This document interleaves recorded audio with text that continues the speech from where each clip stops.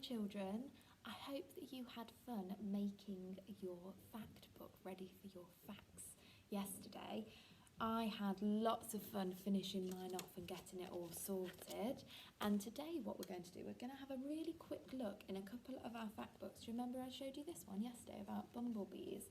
And I wanted to just have a look at this because in here there's lots and lots of information and facts about bumblebees. It says, what are bees? Bees are buzzing flying insects. Many have stripes and some make honey. Did you know that not all bees make honey? Interesting fact for you. And here are some pictures of lots and lots of different bumblebees. And if we lift them up, the author has made it into a flap. So it shows a picture of what it is, and underneath is a little fact. Isn't that cool? So this one says, I am a bumblebee. And if I lift up, I'll show it a little bit closer, this one. It says, I'm a hairy-footed flower bee. I didn't know that. And then this one says, I'm not a bee, I'm a wasp. My goodness. So this fact book has some little flaps. And we thought it'd be great if you could do some as well. It's also got lots of brilliant, bright pictures and lots of sentences all about the different fact. Now, something that it also has is a title on each page, so we know what the book and what the pages are about. If I just quickly show you this one, because this one is all just about T-Rex, it's not about lots and lots of other dinosaurs. There's lots of information in here. And there's some really simple sentences, but it's not as busy. There's not a lot going on in comparison to that book. So this one says it was as heavy as 3 hippos. So a T-Rex is as heavy as 3 hippos. And we've got a drawing of 3 hippos and some weights. And then we've got the, in comparison, on the scales, do you remember? We did scales the other day. We've got the T-Rex just there. Okay, so there's some shorter information, and it also says, and as long as 6 lions. So it's got the T-Rex, and then it's got pictures of 6 lions. So that's the kind of thing you can include in your fact book when you do your facts. You can do some brilliant pictures, and just one sentence is enough. You might like to include a little bit more. Oh, sorry, Mr. Dinosaur, you seem to have fallen over. I'll just put you there, so that you can watch as well, see what the children are up to. So, in my fact book, I've actually already started writing my facts. I didn't get a chance to finish my dinosaur off yesterday. I'm going to add that in later. Now, I have drawn my first picture. Now, this is meant to be a T-Rex. It might not look like a T-Rex, but it's meant to be. I did try. I tried really hard. What I've got to go back and do is colour it in. But the main thing I want you to have a look at is at the bottom, I've got some pictures of some balls. We've got a golf ball, a pool ball, a tennis ball, and a baseball. And this is all about the size of the T-Rex's eye. So this is my fact sheet. This is my first fact page. So I'm going to write a sentence and ask the readers to guess how big the T-Rex's eye is. So I'm going to write my sentence in here all about the T-Rex. So I'm going to ask a question. Oh, the ball's just gone off. That's okay because we don't need it today. So what could I ask? Could I say, how big is a T-Rex's eye? And then add a question mark at the end. Do you think that's a good idea? How big is a T-Rex's eye? So I've written that nice and quickly, and then I'm just going to add our question mark. So I'm going to put a question mark. And then I want the reader to open this book and think, oh, there's a question. How big is the T-Rex eye? Is it a golf ball, a pool ball, a tennis ball, or a baseball? Do you actually know the answer to this? Does anybody? I wonder if they do.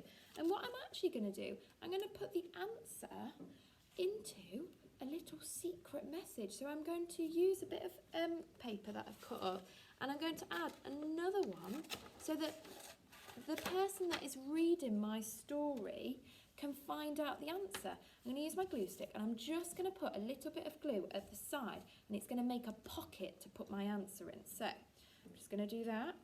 Now, I'm going to put it on the inside of my cover, but you might do this on the page if you've still got space. I've run out of space because I did my drawing so big.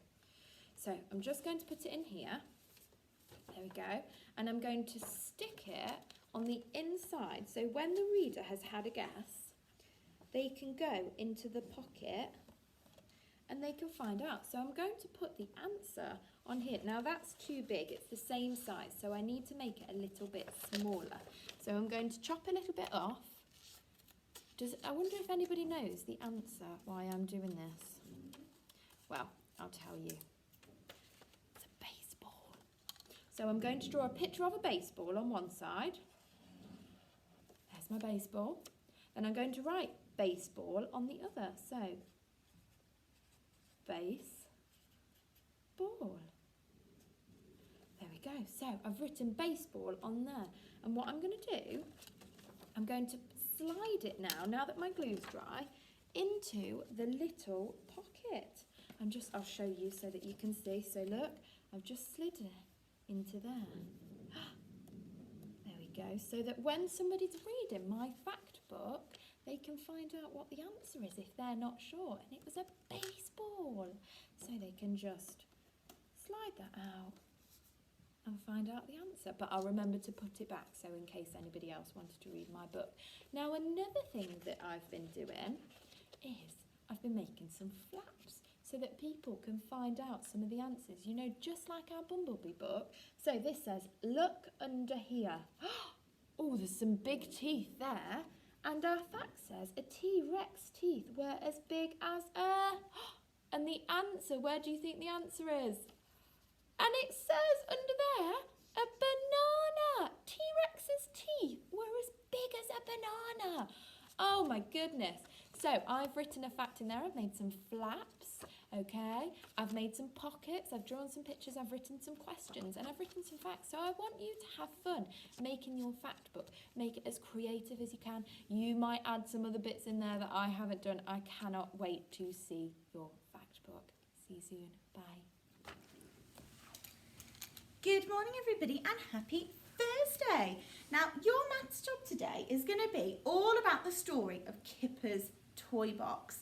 In that story, Kipper plays with lots and lots of toys. He's got loads in his toy box, and the job we'd like you to have a go at today is collecting a basket or a box with lots of your toys in. I've got one here with lots of things from school. I've got a Gruffalo, I've got some cake, a car, whatever you've got at home. And you're going to have a go at counting them out and then being a little bit cheeky and seeing if you can hide one, take one away, add another one back in, and have a go at seeing if you can guess how many are there when you've added one more or when you've got one less. That is the job that we're going to do today. And the skill we are practicing is knowing one more and one less, because that's something that you need to be able to know. It's something that we practice when we do Click on a Friday, isn't it? Our quick numbers. So can you help me and tell me what our answers are? So our first question, what is one less than one? If I want to think about one less than one, am I going to add one or am I going to take one away? What do you think? I'm going to take one away, aren't I? Because less means smaller. So I've got one less, take one away. I have got 0. Brilliant, okay. What about one more than one? So you've got one and you need to tell me one more. So we're adding one and one more. I've got 2. You are very good at this one. Okay. What is one less than 2? Think about it. One less. So I've got 2, taking 1 away. So I've got 1. Well done. Okay. What about one more than 2? So we've done 1 less and we took 1 away. So we're finding 1 more. We're going to take it away again? No, we're going to add 1. So I've got 2. I need 1 more. Altogether I have 3. Well done. Now, we're going to skip that one because I think you can do a trickier one. This one says, what is 1 less than 8? Can you get 8 fingers? 1, 2, 3, 4, 5, 6, 7, 8. 1 less. So less means taking away. I'm going to take away 1 finger. What's my answer? What is 1 less than 8? 7. Fantastic. What about 1 more? 8 and 1 more is 9. Because I had 8, 1 more, and I've got 9. Okay, last number, and then you can have a go at exploring 1 more and 1 less with your toys. What is 1 less than 9? So 5, 6, 7, 8, 9. Use your counting skills to help you. 9. 1 less. Take away 1. 1, 2, 3, 4, 5, 6, 7, 8. Did you get 8? 8. Fantastic job. Okay, last one. 1 more than 9. So I've got 9. I'm adding 1 more. What's my answer? 10. Where's number 10? Can you spot it? There it is. Number 10. Fab. So I cannot wait to see how you get on with finding 1 more and 1 less exploring with your toys. If you're feeling really clever and you want a bit of a challenge, you could even record some of the number sentences in your book using your takeaway, your add, and don't forget your equals. Okay, have fun! This is the story of Roo, the roaring dinosaur. Roo, the roaring dinosaur, lived in a little dinosaur house on a little dinosaur island. It was Roo's home. Every morning, Roo popped out to play. Today, Roo decided to go that way, and off he sped on his scooter. Whee! He splished and splashed along the beach. It was a hot and sandy beach. Then Roo dug deep holes and piled up sand to make... Sand Roo, said Roo. Can you see he's made himself out of sand? Just as he finished, he heard rustling in the trees. Somebody was there. Roo, hide, he said. Boo, said Roo bravely. Hello, said the new creature, who was big, fluffy, and very friendly. I'm Eric. I'm so glad I found your island, Roo. This map showed me the way. Can I sit down? Said Eric, and he sat on the sand, Roo. Oops, said Eric. Sorry, I'm always doing things like that. Eric didn't mean to be so clumsy, so Roo took him along the beach, splishing and splashing, and... Oops, said Eric. He's broken some bamboo, look. They jumped through a sparkling waterfall.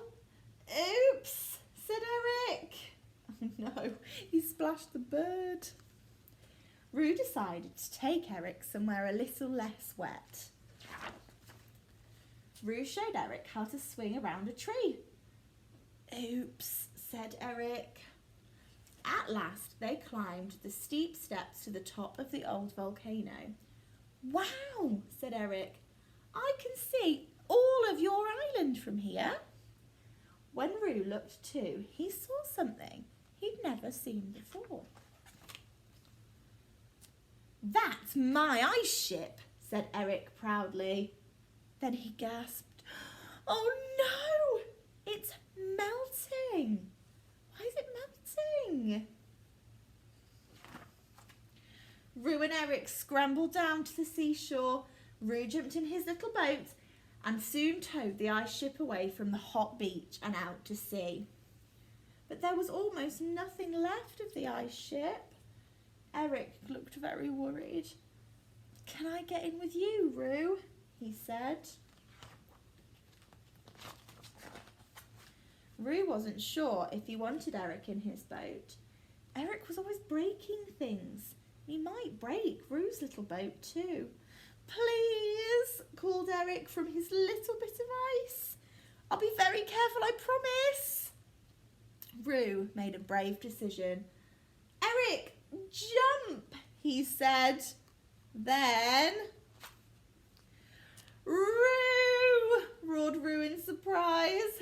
Eric rowed and rowed and rowed. Rue's little boat had never gone quite so fast. And in hardly any time at all, Eric had rowed them home. Stay for tea, said Eric. Bet you've never played in the snow before. Rue liked snow. He dug deep holes and made Snow Eric.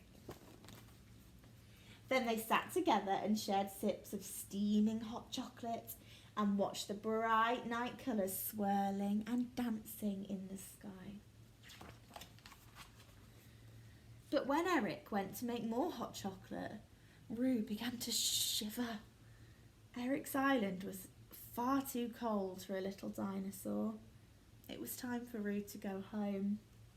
Here, said Eric, take the map. It'll help you to... Oh no, I've ripped it in two. Oops, said Rue. Eric and Rue giggled and giggled. Rue rowed right back across the big waves. He thought of Eric's strong paws pulling on the oars, and he rowed and rowed and rowed, and in hardly any time at all, Rue was home. Roo! He roared as he raced along on his scooter. Hoo! He sang as he sprang into his little dinosaur house. And Roo-hoo! He smiled, thinking about his funny new friend and the best play day ever. The end. Oh, I liked that story. I hope you did too. Have a lovely day.